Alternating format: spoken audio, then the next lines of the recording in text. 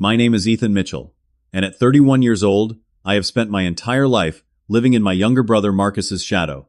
Last year on my birthday, I waited in my apartment, dressed in my best shirt, excited for what my family had promised would be something special. Then my phone buzzed. It was a text from my parents with a photo of them and Marcus at an upscale restaurant celebrating his new promotion. No mention of my birthday. I ate store-bought cake alone that night. Fast forward 1 year, and a wedding invitation arrived from Marcus. Before I tell you what happened next, drop a comment letting me know where you are watching from, and hit subscribe for more stories about family betrayal that will make your jaw drop. Growing up in the suburbs of Seattle in the 90s, our family looked picture-perfect from the outside. Mom worked as a nurse, Dad as an accountant, and we lived in a comfortable 4-bedroom house with a big backyard. But behind the closed doors of our blue colonial, there was a clear hierarchy, and I quickly learned my place in it. Marcus came into the world 3 years after me, and from the moment he arrived, the spotlight in our family shifted. Where I was quiet and thoughtful, Marcus was loud and charismatic. While I preferred books and computers, Marcus dominated the baseball diamond and basketball court. This difference might have been complementary in another family, but in ours, it created a clear preference that was impossible to ignore. When I was 9, I won the district science fair with a project on alternative energy sources. My parents attended the ceremony, but left early because Marcus had a little league game. They hung his participation trophy on the living room wall, while my first place certificate was stuck to the refrigerator with a magnet, only to be covered by grocery lists and eventually thrown away during a cleaning spree. Your brother needs more encouragement, Mom would say whenever I pointed out the disparity. His activities are team sports, so they need our support in the stands. By the time I reached middle school, the pattern was firmly established. When I made the honor roll, I got a quick, "Good job, son," from Dad. But when Marcus scored the winning basket in a junior high game, they took the entire family out for dinner at the Cheesecake Factory and let him invite 3 friends. During my sophomore year of high school, I joined the debate team and discovered I had a talent for constructing arguments and public speaking. We made it to the state finals, but my parents attended only one of my competitions, claiming they were too busy with work. That same year, they never missed a single one of Marcus's basketball games, even driving 3 hours to an away game during a snowstorm. When Marcus needed new basketball shoes, he got the latest Jordans without question. When I needed equipment for my robotics club, Mom suggested I use my birthday money or find something cheaper. My best friend Nathan was the first person outside our family to notice the pattern. We were 16 hanging out in my bedroom, while my parents hosted a barbecue downstairs to celebrate Marcus making varsity as a freshman. "Dude, do they ever celebrate your stuff like this?" Nathan asked, gesturing toward the noise of the party below. I shrugged, having normalized the treatment. I am not really into big celebrations anyway. But still, man, last month you won that coding competition, and they did not even take you out for ice cream. Nathan's observation cracked open something I had been trying to ignore. Still, I defended my parents. They are just really into sports. Academic stuff is not as exciting to watch, you know. But Nathan's words stayed with me, and I began to see more clearly how I had been training myself to need less attention, less celebration, less everything. I became self-sufficient, early learning to take pride in my accomplishments without external validation. I developed a rich inner life and found ways to celebrate my own victories even if they went unnoticed at home. By my senior year of high school, I had created a mental fortress to protect myself from the constant sting of being second best. I focused on building my future, applying to colleges, and planning my escape from the dynamic that had defined my childhood. I developed coping mechanisms, deep breathing, when the favoritism became too obvious, finding humor in the predictability of it all, and cherishing the few friends who saw and valued me. Nathan remained my strongest supporter, coming to every debate, competition, and science fair. "Your parents are missing out," he would say. "Someday they will realize it." Despite everything, I loved my family and wanted their approval. Every time I achieved something, a small part of me hoped this would be the breakthrough moment when they would finally see me. I kept trying to earn the attention that should have been freely given. When I got accepted to the University of Washington with a partial scholarship, I thought surely this would be a moment for celebration. My parents said they were proud, but reminded me that college was expected for someone with my grades.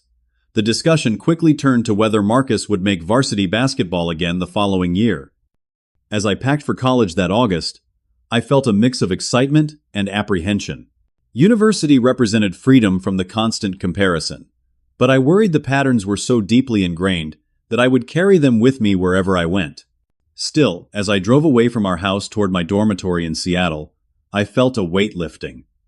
For the first time, I could define myself on my own terms without being Marcus's less interesting brother. What I did not realize then was that the patterns established in childhood would continue to play out in our family for years to come, culminating in a birthday betrayal that would finally force me to confront the truth I had been dancing around my entire life. The University of Washington campus became my sanctuary. For the first time, I existed in a space where nobody knew Marcus, where I was not defined by my relationship to him. I thrived in the computer science program, finding my voice in study groups and class discussions. Professors knew my name and valued my contributions. The contrast between my college life and family life could not have been more stark. During my sophomore year, I met Sophia in a literature elective I had taken to fulfill a humanities requirement.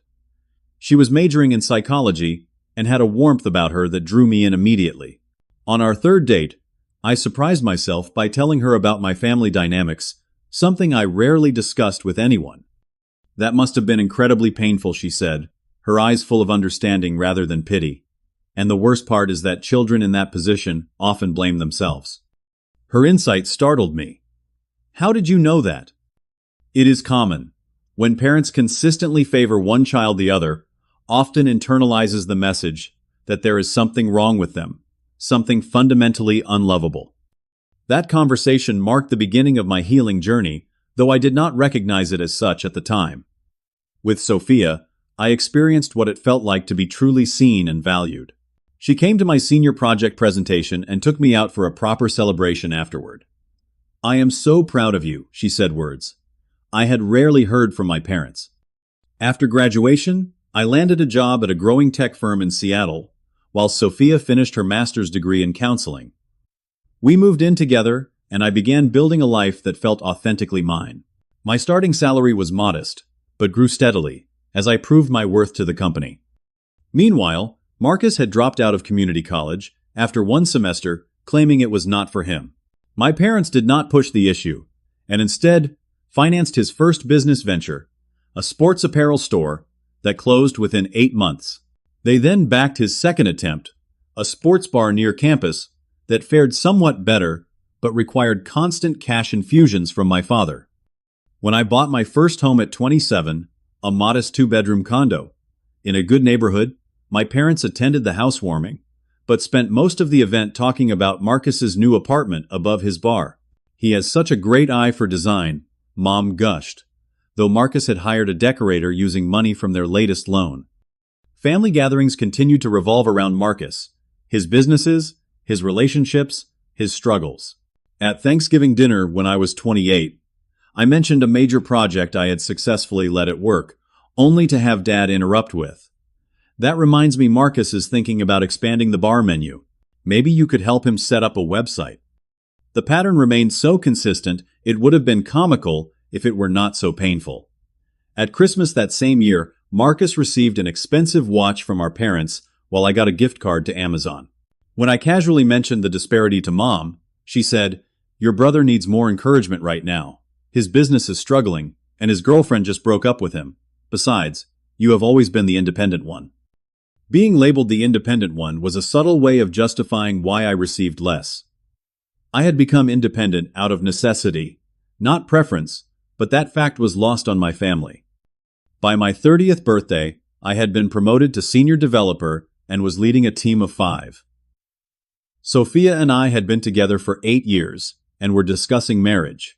My life outside the family sphere was fulfilling, but the old wounds still ached whenever I interacted with my parents or brother. That year, my parents forgot my birthday entirely. No call, no text, no card. When I mentioned it to my mother, a week later, she sounded genuinely apologetic, but quickly pivoted to telling me about Marcus's latest girlfriend whom they adored.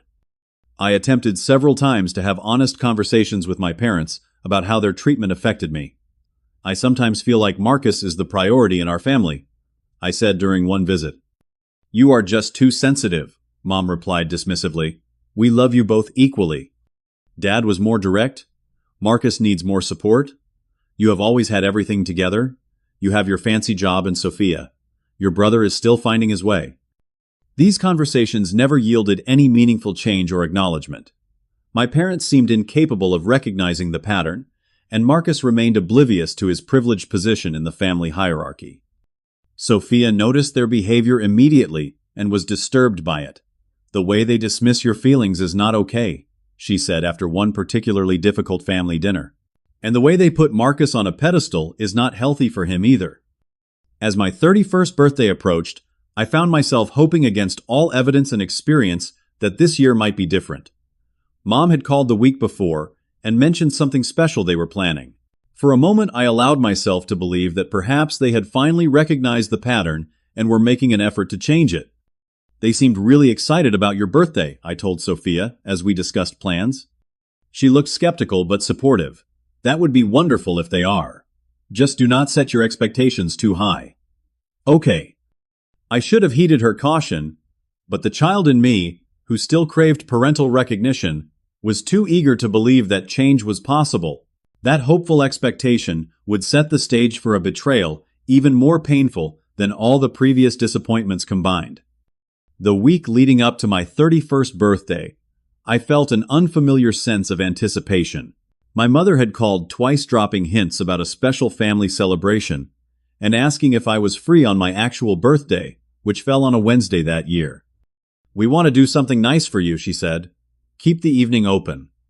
Those words were like water in a desert. After 3 decades of watching Marcus receive the lion's share of attention and celebration, the prospect of being the focus for once was both foreign and exhilarating.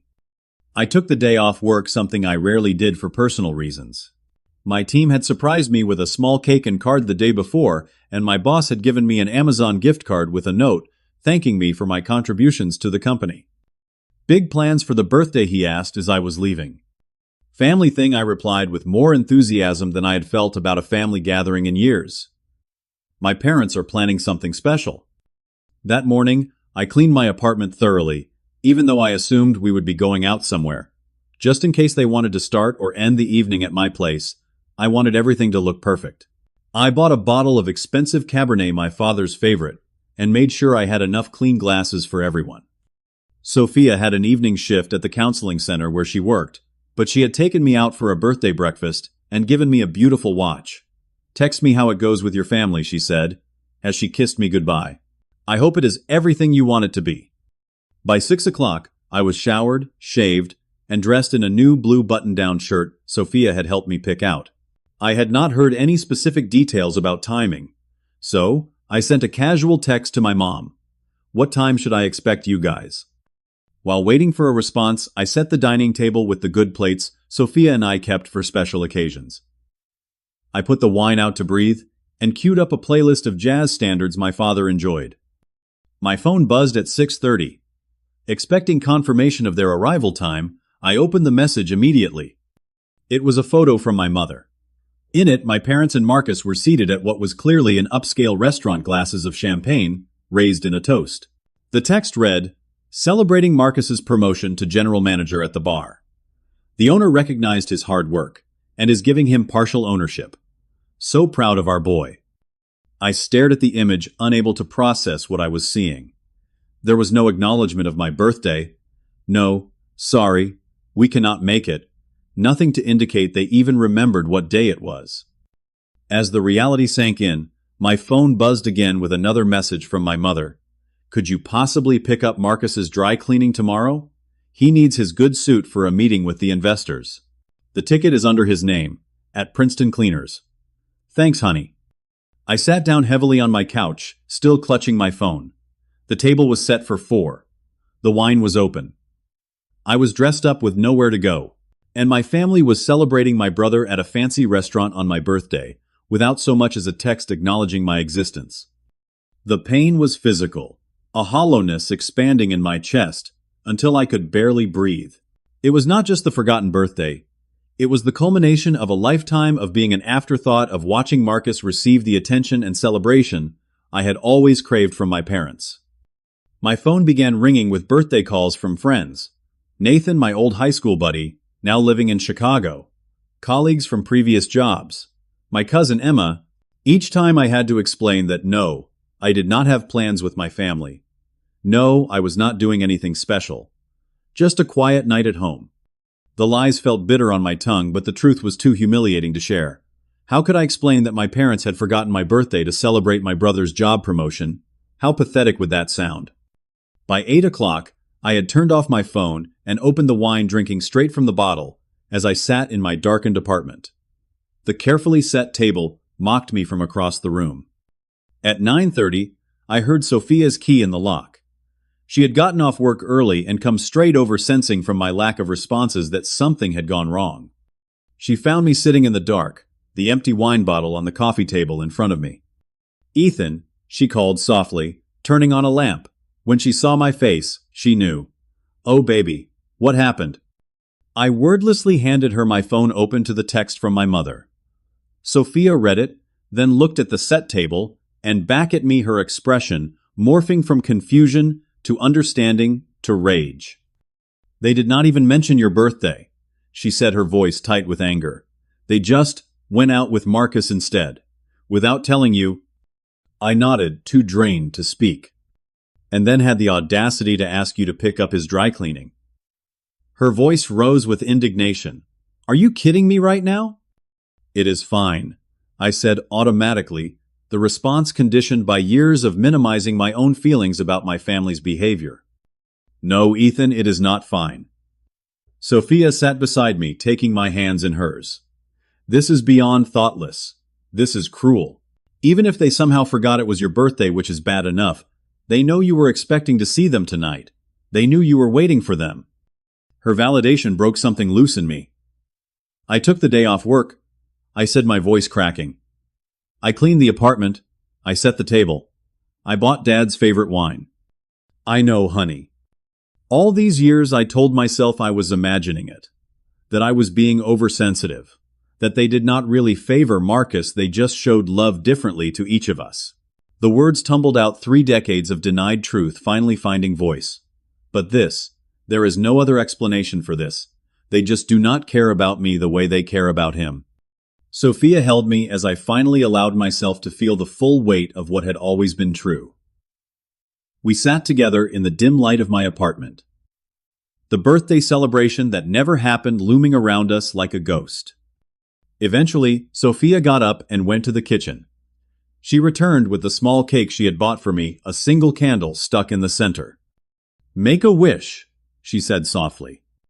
I looked at the flickering candle, at this woman, who loved me enough to see my pain and honor it rather than dismissing it, and I knew what I needed to wish for: the strength to stop hoping for what my family could not give me, and to fully embrace the love that was actually present in my life. I blew out the candle, and in that moment, something fundamental shifted inside me. The birthday my family forgot became the birthday I finally saw them clearly. The morning after my birthday, my phone rang at 7:30. It was my mother calling, as if nothing unusual had happened the previous evening. "Good morning, honey. Did you get my message about Marcus's dry cleaning?" I sat up in bed, Sophia still sleeping beside me. The events of the previous night came rushing back, along with a new emotion I had rarely allowed myself to feel toward my family: anger. "I got your message," I said, my voice carefully neutral, "along with the photo of you all celebrating at dinner." "Oh yes. Wasn't that wonderful news about Marcus? The owner is really recognizing his potential." The complete absence of any acknowledgement about my birthday solidified something in me. This wasn't an oversight or a misunderstanding. This was the clearest possible demonstration of where I stood in my family's priorities. "Mom, yesterday was my birthday. You and Dad told me to keep the evening free because you wanted to do something special." There was a pause, then a sharp intake of breath. Oh my goodness, that was yesterday. I completely forgot with all the excitement about Marcus's news. "Oh, Ethan, I am so sorry." Her apology sounded genuine, but it was what she said next that revealed the truth. But you understand, right? This was such an important moment for your brother. We could not pass up the chance to celebrate with him. It was just one birthday. We can take you out next weekend instead. Just one birthday. The words echoed in my head. Actually, Mom, I think I need some space right now. I will let you know about the dry cleaning. I hung up before she could respond. That conversation marked the beginning of a new phase in our relationship. For the first time, I began consciously creating distance, rather than continuing to seek approval I now understood would never come in the way I needed it. Over the following weeks, I declined Sunday dinner invitations, citing work commitments. I let calls go to voicemail and responded with brief texts hours later. I was not ghosting my family. I was establishing boundaries I should have set years ago. A month after the birthday incident, I started seeing a therapist named Dr. Chen, something Sophia had been gently encouraging for some time. In those weekly sessions, I began unpacking the family dynamics that had shaped me. What you are describing is a classic case of family favoritism, Dr. Chen explained during one session. Whether conscious or unconscious on your parents' part, the impact on you has been significant. I always thought I was overreacting, I admitted, or that it was somehow my fault for not being more like what they wanted. That is a common response. Children naturally assume that if they are not receiving the love and attention they need, they must be doing something wrong. But the reality is that this was never about any deficiency in you. It was about your parents' limitations. Those words were transformative. For the first time, I could see that the problem wasn't that I wasn't good enough, it was that my parents had created a family system that only had room for one star, and that role had been assigned to Marcus from the beginning. In therapy, I grieved the childhood I never had, and the parental recognition I had always craved. I learned to identify and challenge the negative beliefs I had internalized, that I was less deserving, less important, less lovable. Most importantly, I began to understand that I could not change my parents or brother, but I could change how I responded to them. Meanwhile, my career continued to flourish. 3 months after the birthday incident, I was offered a promotion to lead developer with a substantial salary increase. When I shared the news with my parents during a brief phone call, my father said, "That's nice, son," before immediately asking if I could help Marcus update the point-of-sale system at the bar. In the past, this dismissal would have cut deep. Now I could see it as a reflection of their limitations, not my worth. I declined to help with the POS system, suggesting Marcus hire a professional. Throughout this period, Sophia remained my steadfast supporter. "I am so proud of how you are handling this," she told me after a particularly difficult phone call with my mother, who couldn't understand why I wasn't coming to Thanksgiving dinner. "You are setting healthy boundaries without being cruel or vindictive. That takes incredible strength." As the months passed, my mother made increasingly desperate attempts to pull me back into the old family patterns. She enlisted relatives to call me, expressing concern about my distance. She sent guilt-inducing texts. "Your father and I won't be around forever, you know." She even showed up unannounced at my office one day, creating a scene that left me embarrassed and angry. Marcus remained largely oblivious to the shift, occasionally texting me for technical help or loans, seemingly unaware of the role he played in the family dynamic. I didn't blame him entirely. He had been cast in this role as much as I had been cast in mine. But his continued entitlement was difficult to tolerate. During a rare phone conversation 6 months after my birthday, he casually mentioned that our parents had given him $20,000 to renovate the bar's kitchen. This was after I had heard my mother tell my aunt they couldn't afford to contribute to my cousin's college fund because times were tight. The contrast was so stark it was almost laughable. The patterns were exactly the same as they had always been. The only difference was that I could now see them clearly for what they were. By the time the holidays approached again, I had established a new normal with my family, to limited contact, clear boundaries, and a refusal to participate in the dynamics that had caused me so much pain. I spent Christmas with Sophia's family, who treated me with a warmth and inclusion that highlighted everything that had been missing in my own family experiences. Then, 11 months after the birthday dinner debacle, an elaborate cream-colored envelope arrived in my mail. Inside was a wedding invitation from Marcus, announcing his engagement to Jessica, a woman he had been dating for just over 6 months. Included with the formal invitation was a handwritten note from my mother. "Ethan, we're all so excited about Marcus's wedding. He wants you to be his best man, and we're counting on you to help with the planning." The rehearsal dinner will be at Le Bernardin, the same restaurant where we celebrated his promotion. Isn't that perfect? Call me so we can discuss the bachelor party you'll be arranging. Love, Mom. The irony of the restaurant choice was not lost on me. As I stared at the invitation exactly 1 year after the night that had finally opened my eyes to the truth about my family, I felt a strange sense of calm. The old Ethan would have immediately begun figuring out how to meet these expectations, regardless of the cost to his dignity or bank account. But I wasn't that person anymore. The wedding invitation sat on my kitchen counter for 3 days, while I processed my feelings about it. The heavy cream cardstock with gold embossing announced a date 6 months away at one of Seattle's most exclusive venues. The details screamed expensive, and I couldn't help wondering how much my parents were contributing financially. The handwritten note from my mother was what really caught my attention. There was no request, no. Would you consider being best man? Just the assumption that I would step into the role and take on significant responsibilities, including planning and presumably paying for an elaborate bachelor party. They haven't changed at all, I told Sophia, as we sat together looking at the invitation. They still see me as an extension of Marcus, someone whose purpose is to support and elevate him. What are you thinking of doing? She asked, her expression concerned but supportive. I honestly don't know yet. Part of me wants to just ignore it completely. Another part wants to call them out. And a small stubborn part still wants their approval even after everything. Before I could decide on my response, my phone began ringing constantly. First my mother, then my father, then Marcus himself. I let them all go to voicemail, needing time to formulate my thoughts. My mother's message was cheerful, but directive. Ethan, did you get the invitation? Call me back so we can start planning. Jessica is thinking the bachelor party should be in Vegas. Your father and I can chip in a little, but as best man you will need, to cover most of it, call me. My father was more blunt.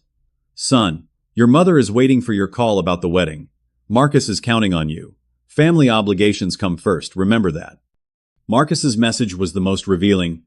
Hey bro, so I put you down as best man because you know you are my brother and stuff. Mom said you would handle the bachelor party. I am thinking Vegas at least 3 days, with all 15 groomsmen. Call me, and we will talk budget. Oh, and can you help Jessica with some of the planning? She says I am not being helpful enough, but I figured you are good with details and stuff. Each message reinforced what I already knew. Nothing had changed. The dynamics remained exactly as they had always been, with Marcus at the center and everyone else in supporting roles. On the 4th day, Jessica called. I answered, curious to hear from the woman my brother was planning to marry. Ethan, this is Jessica, Marcus's fiancée. I am so glad I caught you. Your parents gave me your number. Hello, Jessica. Congratulations on your engagement. Thank you. I am so excited to finally meet you at the engagement party next month. Your parents have told me so much about you. Oh, what have they told you? Her answer was revealing. They said you are super reliable and always there for Marcus, that you are the organized one in the family, and that you love helping your brother with his projects. They mentioned you work with computers, so I was hoping you could help us with the wedding website and maybe the digital guest management system. Your mom said you would be happy to do it. I closed my eyes, absorbing this characterization of me as Marcus's permanent support staff. Did they happen to mention that I have barely spoken to them or to Marcus in the past year? There was an awkward pause. No. They didn't mention that. They made it sound like you were all very close. I see. Well, I think there are some family dynamics you might not be aware of, Jessica. Oh. She sounded uncomfortable. Well, I am sure whatever it is can be worked out before the wedding. Family is so important, especially at times like this. Marcus is really counting on you to be his best man. After ending the call with Jessica, I turned my phone off, needing space from the mounting pressure. But when I turned it back on the next morning, there were 6 missed calls from my mother and a text saying she and my father would be calling at 7 p.m., and I needed to answer. That evening I steeled myself and picked up when they called. Ethan, finally, my mother said, we need to discuss the wedding plans. Did you get the invitation? I did. And, Are you ready to talk about your responsibilities as best man? I took a deep breath. Actually, I haven't decided if I am going to be in the wedding party. The silence on the other end was profound. Then my father's voice, gruff and authoritative. What do you mean you haven't decided? He is your brother. Of course you will be his best man. After what happened last year, I need to think about it. Last year? What are you talking about? My mother sounded genuinely confused. My birthday, when you all went out to celebrate Marcus's promotion, without even a phone call to me, despite telling me to keep the evening free for a special family celebration. Are you still upset about that? My mother's voice was incredulous. Ethan, that was a year ago. It was just a birthday. You need to get over it. It wasn't just a birthday, Mom. It was a perfect example of how this family has always functioned. Marcus comes first. Always. My feelings, my milestones, my needs have always been secondary. That is absolutely not true, my father interjected. We have always treated you boys equally. I laughed, the sound hollow even to my own ears. Dad, that is simply not accurate. You gave Marcus $20,000 for bar renovations last year while telling relatives you couldn't help with their kids' college funds.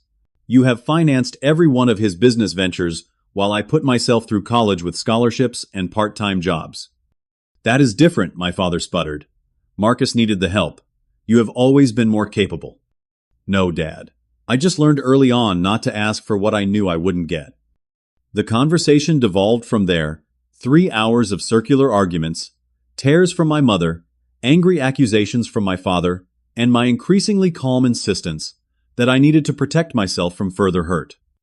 If you do not do this for your brother, you are choosing to divide this family, my mother finally said, her voice breaking. Is that what you want? To break up our family over something as petty as a forgotten birthday? This isn't about the birthday, Mom. The birthday was just the moment I finally saw clearly what has always been true. And I am not dividing the family. I am simply refusing to participate in dynamics that have been harmful to me. After we hung up, I sat on my couch, shaking with adrenaline, but also feeling strangely empowered. For perhaps the first time in my life, I had advocated for myself without backing down or minimizing my own feelings to accommodate theirs. Sophia found me there 20 minutes later when she came home from her evening class. One look at my face, and she knew. The phone call with your parents. I nodded, still trembling slightly. How did it go? About as well as you would expect. They think I am being petty and selfish.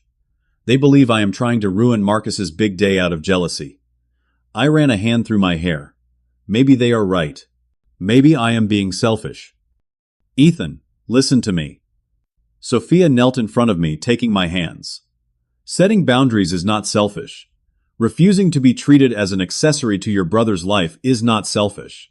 You have spent your entire life trying to earn love that should have been freely given. You have every right to step back from a situation that continues to cause you pain. As we talked through the conversation, parsing each manipulation tactic and guilt trip, I felt the tightness in my chest begin to ease. By the end of the evening, I knew exactly how I wanted to respond to the wedding invitation and all it represented. It wasn't about punishing my family or making a dramatic statement. It was about finally honoring my own worth in a way my family never had. The idea came to me in the middle of the night. I woke up with a clear vision of exactly how I wanted to respond to the wedding invitation and all the expectations that came with it. It would be simple, but unmistakable in its message. The next morning, I went to a high-end stationery store and purchased heavy cream-colored cardstock that matched the wedding invitation perfectly. At work, I used the design software on my computer to create what looked like a formal receipt from a restaurant, complete with an elegant logo at the top. In the center of the card, I wrote just 3 words in a sophisticated font, "Not my table." At the bottom, I added a small reference number, 310522023, my 31st birthday, and the date they had gone to La Bernardine without me. I made 3 identical copies, slipped each into a matching envelope, and addressed them to my parents, Marcus and Jessica. I mailed them on my way home from work, feeling a strange sense of peace. There was no anger in my gesture, just a clear boundary. The response was swift and explosive. My phone began buzzing with notifications within 24 hours of the cards being delivered. Marcus texted first. WTF? Is this supposed to mean, are you trying to ruin my wedding over some stupid birthday? Grow up, man. My mother called 7 times in a row, leaving increasingly frantic voicemails. Ethan, call me right now. What is this card supposed to mean? We need to talk about this immediately. My father's single text was terse. You're making a big mistake, son. Family comes first. Always. I didn't respond to any of them, knowing that engaging would only pull me back into the dynamics I was trying to break free from. Instead, I turned off my phone for the weekend, and Sophia and I went hiking in the Olympic National Park, the crisp autumn air and majestic forests, providing a perfect backdrop for reflection and renewal. When we returned Sunday evening, there was a new development. My parents had driven to Seattle and were waiting outside my apartment building when we arrived home. Ethan, thank God, my mother said, rushing toward us as we approached the entrance. We've been trying to reach you all weekend. My father stood with his arms crossed, his expression a mixture of anger and confusion. What's the meaning of this, son? He held up the card I had sent. I took a deep breath, centering myself. I think the message is pretty clear. I won't be participating in the wedding. Because of a forgotten birthday, my father's voice rose. This is beyond childish. No, Dad. Not because of a forgotten birthday. Because of a lifetime of being treated as less important, less worthy of celebration, less deserving of support than Marcus. The birthday was just the final confirmation of what I've always known but tried to deny. That's ridiculous, my mother interjected. We've always loved you both equally. Love isn't just a feeling, Mom. It's demonstrated through actions. And your actions have consistently shown that Marcus is the priority in this family. As we stood in the hallway of my apartment building, years of unspoken truth finally poured out. I detailed specific instances of favoritism from childhood sporting events, attended while my achievements were ignored, to financial support given freely to Marcus, while I worked my way through college to the birthday dinner that crystallized everything. My father's face reddened with anger. You've always been jealous of your brother. He needed more support because he struggles more than you do. No, Dad. You decided early on that Marcus was the star of the family, and you've spent the last 31 years making sure everyone played their assigned roles, including me as his supportive sidekick. My mother began to cry, using tears in the familiar way she always had to shut down uncomfortable conversations and redirect attention to her feelings rather than addressing the actual issue. How can you do this to us? She sobbed. To your brother, this is supposed to be the happiest time of his life, and you're trying to ruin it with these accusations. I felt a surprising calm as I responded. I'm not trying to ruin anything. I'm simply choosing not to participate in a celebration that would require me to ignore my own well-being. Marcus can have a wonderful wedding without me as his best man. He wants his brother standing beside him, my father insisted. The brother. He texts only when he needs technical help or money. The brother he hasn't had a real conversation with in over a year. That brother, I shook my head. We don't have that kind of relationship, and pretending we do would be dishonest. The confrontation ended with my parents leaving in anger, my mother in tears, and my father declaring that I would regret this decision for the rest of my life. I watched them drive away, feeling shaky, but resolved. In the days that followed, the family divide widened as relatives began taking sides. My mother's sister called to berate me for breaking your mother's heart. My father's brother sent a terse email suggesting I needed to man up and fulfill family obligations. But there were surprising allies as well. My father's sister Carol reached out with a message of support. I saw the same patterns with your father and his brother growing up, she wrote. History repeats itself. Stay strong and take care of yourself. 2 weeks after my response, I received an unexpected call from Jessica. She sounded hesitant and uncomfortable. Ethan, I hope it's okay that I'm calling. I wanted to talk to you directly, without Marcus or your parents knowing. Of course. What's on your mind? She paused, then asked quietly. Can you tell me your side of the story? I feel like I'm missing something important here. For the next hour, I gave her a condensed but honest account of the family dynamics and how they had affected me. I was careful not to vilify Marcus, emphasizing that he was as much a product of the system as I was. Jessica listened quietly, occasionally asking clarifying questions. When I finished, she sighed deeply. "Thank you for being honest with me. I've noticed some concerning patterns since we got engaged. The way your parents defer to Marcus on everything. The way they talk about you as if your only value is in what you can do for him." She hesitated. "I've started wondering what our future might look like if we have children someday. If there might be a favorite there too." "That's a valid concern," I said, surprised by her insight. "I love Marcus," she continued, "but I'm starting to see parts of him that worry me. The entitlement, the expectation that others will always accommodate him.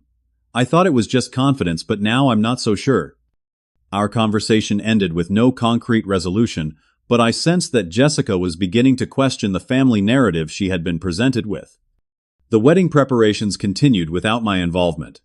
Through social media and occasional updates from more neutral relatives, I learned that Marcus had asked his college roommate to be best man instead. My parents had taken over most of the planning responsibilities, writing checks that I suspected they could ill afford. 2 months before the wedding date, I received a formal invitation to attend as a guest, not as part of the wedding party. The handwritten note from my mother enclosed with it read simply, "We hope you'll reconsider and be there for your brother's special day." I sent a polite RSVP, declining the invitation. When the wedding weekend arrived, I deliberately scheduled a camping trip with Sophia and some friends, wanting to be far from cell service and the temptation to check social media for wedding photos. It was on that trip, sitting beside a campfire under a canopy of stars, that I realized I felt no regret about my decision. The weight of family obligation had been replaced by something lighter, more authentic. A week later, scrolling through Instagram, I saw the professional photos from the wedding, my parents beaming beside Marcus and Jessica, the elaborate flower arrangements and custom cocktails, the designer dress my mother wore that must have cost thousands. I scrolled past the images with a curious detachment, as if viewing scenes from a movie about strangers rather than my own family. What surprised me most was not the lavishness of the event, but my own emotional response to it. Instead of the pain and exclusion I might have expected to feel, I experienced a profound sense of liberation. I had chosen my own well-being over the role I had been assigned, and that choice had set me free. 6 months after Marcus's wedding, spring arrived in Seattle, with an explosion of cherry blossoms and fresh possibilities. The journey of the past 18 months had transformed me in ways I was still discovering, like finding new rooms in a house I had lived in all my life. The initial pain of family estrangement had gradually given way to a quiet peace. Dr. Chen had helped me understand that what I was experiencing was not just the loss of family connections, but the birth of a healthier sense of self. "Grieving the family you wished you had is an important part of healing," she explained during one session. "It allows you to stop trying to change an unchangeable situation and focus instead on building a life that honors your true worth." Those words became my touchstone as I navigated this new phase of life. I stopped expecting my parents to become different people or to suddenly recognize the patterns that had shaped our family. Instead, I focused on strengthening the connections that nourished me. Sophia remained my strongest supporter, her unwavering belief in me, a constant reminder of what healthy love looked like.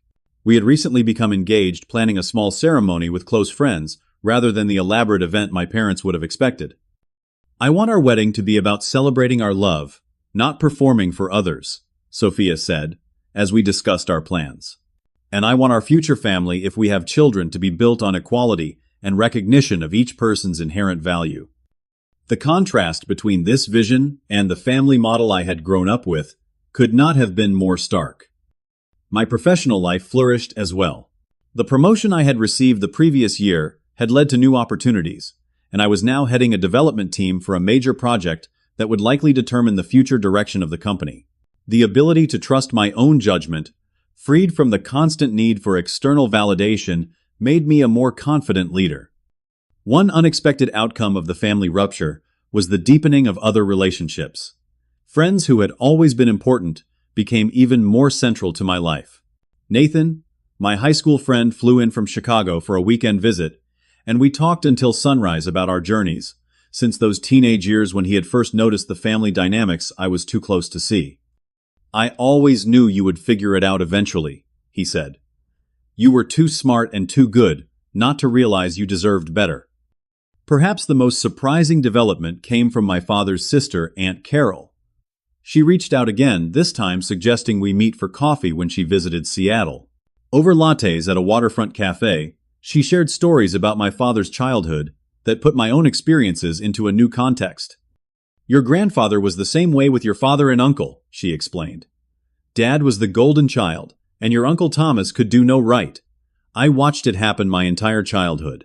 She stirred her coffee thoughtfully. "Your father just repeated the pattern he knew. I'm not excusing it, just explaining that this didn't start with you and Marcus." Learning about this intergenerational pattern helped me depersonalize what had happened. It wasn't that I was inherently less lovable, or that Marcus was inherently more deserving. We had been cast in roles established long before we were born. "The difference is that you've broken the cycle," Aunt Carol said, reaching across the table to squeeze my hand. "If you ever have children, you won't pass this pattern on. That's the real victory here." 4 months after the wedding, I received an unexpected email from Marcus. The subject line read simply, "Thinking about things." The message was brief and uncharacteristically reflective. "Ethan, I've been doing some thinking since the wedding. Jessica has been asking a lot of questions about our family, and it's made me look at some things differently. I never really considered how things might have seemed from your perspective. I'm not saying I understand everything, but I'm trying to. If you're open to it, maybe we could get coffee sometime. Just you and me. No mom and dad involved. Marcus." I read the email several times, wary of being pulled back into old patterns, but also recognizing the potential value in honest communication. After discussing it with Sophia and Dr. Chen, I sent a measured response. "Marcus, I appreciate you reaching out. I'm open to meeting with the understanding that this would be about establishing a new kind of relationship based on mutual respect, not falling back into old roles. Let me know when works for you." We met at a neutral coffee shop halfway between our homes. The conversation was awkward at first, both of us tiptoeing around topics, but gradually a more authentic exchange emerged. Marcus admitted that Jessica had been challenging his perspective on our family dynamics. "She keeps pointing out things I never noticed," he said, staring into his coffee, "like how mom and dad treat me versus how they talk about you, or how they've bankrolled pretty much everything I've ever done." I nodded, careful not to jump in with accusations, or "I told you so" statements. "I'm not saying I get it all," he continued, "but I'm starting to see that maybe things weren't as equal as I always thought." It wasn't a full reckoning, but it was a beginning. We parted with plans to meet again in a month, a tentative first step toward what might become a more balanced adult relationship. My parents remained more resistant to change. My mother sent occasional texts that alternated between guilt trips, "Your father's blood pressure is through the roof because of the family stress," and superficial attempts to pretend nothing had happened. "Just saw a movie, I think. You'd like." My father maintained a stony silence, broken only by terse responses when I occasionally reached out on holidays. Despite these challenges, I found myself increasingly at peace with the situation. I had stopped hoping for a dramatic reconciliation or admission of wrongdoing, and instead accepted the reality of who my parents were with all their limitations. As my 32nd birthday approached, the first anniversary of my decision to send that, not my table note, I reflected on how much had changed in a single year. The pain of that forgotten birthday had led to a journey of self-discovery that, while difficult, had ultimately been liberating. Sophia organized a surprise gathering of close friends at our favorite restaurant. As I looked around the table at these people who truly saw and valued me, I felt a profound gratitude. Nathan had flown in again. My colleagues had chipped in for a thoughtful gift. Aunt Carol had sent a heartfelt card. This was family too. Chosen family built on mutual respect and genuine care rather than obligation or assigned roles. When the cake arrived, decorated with a simple happy birthday, Ethan, I felt no shadow of past disappointments, only appreciation for the present moment and hope for the future I was creating. Later that evening, as Sophia and I walked home hand in hand under a star-filled sky, she asked, "Any regrets?" about how things played out with your family. I considered the question carefully. I regret that it had to come to such a dramatic breaking point. I regret the pain everyone experienced, including me. But I don't regret standing up for myself. I don't regret refusing to continue in a role that was diminishing me. She squeezed my hand. I'm so proud of you. Do you know that not everyone has the courage to break unhealthy patterns, even when they're causing tremendous pain? As we reached our apartment building, my phone buzzed with a text. It was from Marcus. Happy birthday, bro. For real this time. It wasn't a solution to all the complex family dynamics, but it was a small acknowledgement of my existence and worth. A year ago, I would have seized on this as evidence that everything could go back to normal. Now I could see it for what it was. A small step in what would be a long journey toward healthier relationships, if that was even possible. The truth I had learned over this transformative year was that family isn't just about blood ties or shared history. It's about who shows up for you, who sees your true worth, who celebrates your victories without making them about themselves. Sometimes that includes biological family, and sometimes it doesn't. What matters is having the courage to recognize when relationships are harmful rather than nurturing, and the strength to create boundaries that protect your sense of self-worth. It isn't selfish to require respect and equal consideration. It isn't petty to decline participation in dynamics that diminish you. Sometimes the most powerful thing you can say is simply, "Not my table." So, what about you? Have you ever had to set a difficult boundary with family? Did you struggle with guilt afterward? Or did you find a sense of peace? Drop a comment below and share your experience. And if this story resonated with you, please hit the like button, subscribe to my channel, and share this video with someone who might need to hear that it's okay to prioritize their own well-being. Thank you for listening, and remember, you deserve a seat at a table where you are valued.